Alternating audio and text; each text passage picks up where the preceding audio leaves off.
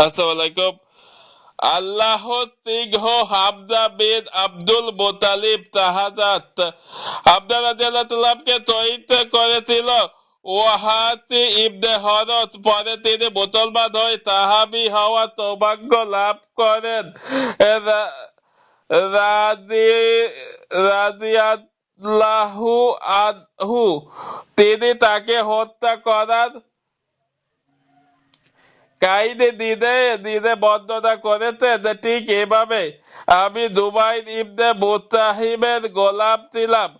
জুবাইরের চাচা সুরামা ইবনে আদি বদর প্রান্তে নিহত হয়েছিল।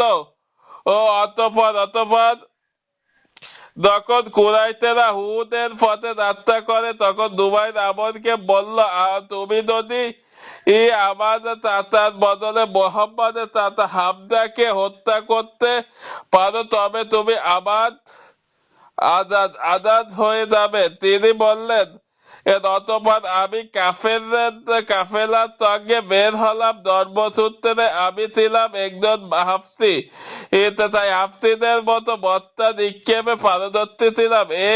এক্ষেত্রে আমার লক্ষ্য ভ্রমণ খুবই কমই হতো। অতঃপর যখনই লড়াই শুরু হলো তখন আমি হামজা কে খুঁজতে লাগলাম। আমি তাকে মুশরিকদের ভিড়ের মধ্যে উগ্র ও উত্তেজিত উটের মতো দেখতে পেলাম। তিনি সামনে যা কিছু পাচ্ছে সব উল্টে পাল্টা করে দিচ্ছিলেন। কোনো কিছু তার সামনে দাঁড়াতে পারছিল না। আল্লাহর কসম, আমি তাহার জন্য প্রস্তুত দিতেই লাগলাম তখন তিনি যেন আমার কাছে এসে পড়েন। এজন্য আমি একটি গাছ কিংবা পাথরের আবডালে চলে গেলাম। হঠাৎ দেখলাম সিবা ইবনে আব্দুল উজাদাকে আমাকে পেছনে রেখে তাহার দিকে এগিয়ে গেল। তিনি তাকে দেখা মাত্রই হুঙ্কার ছাড়লেন, হে লজ্জাস্থান ও কত্তনকারিণী বার্তা। তাহার বাতিল ও কান্নাকারীর এদিক তারপর তিনি তরবারি দ্বারা তার মাথায় এতটা ধরে আঘাত করলেন যে মনে হলো তার কোনো দিনই মাথায় ছিল না। ওয়াহেতি বলে, তখনই আমি আমার বস্তা তুলে দিলাম। অতঃপর তিনি যখন আমার মনের মতো জায়গায় চলে এলেন তখন আমি তার দিকে তা ছুড়ে দিলাম।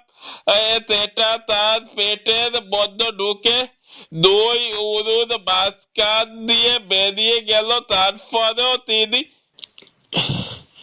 তারপরও তিনি আমার দিকে ছুটে এলেন কিন্তু পারলেন না। আমি সেখানে দাঁড়িয়ে রইলাম। কিছুক্ষণ পর তিনি মৃত্যুর কোলে ঢলে পড়লেন। অতঃপর আমি তাহার কাছে এতে আমার বস্তাটি বের করে দিয়ে সোজা শিবিরে এতে বসে পড়লাম, কারণ আমার আর কিছুই প্রয়োজন ছিল না। আর তাকেও আমি হত্যা করেছিলাম আজাদী লাভের জন্য। অতঃপর যখন আমি মক্কায় ফিরে আসি তখন আমি আজাদ হয়ে যাই।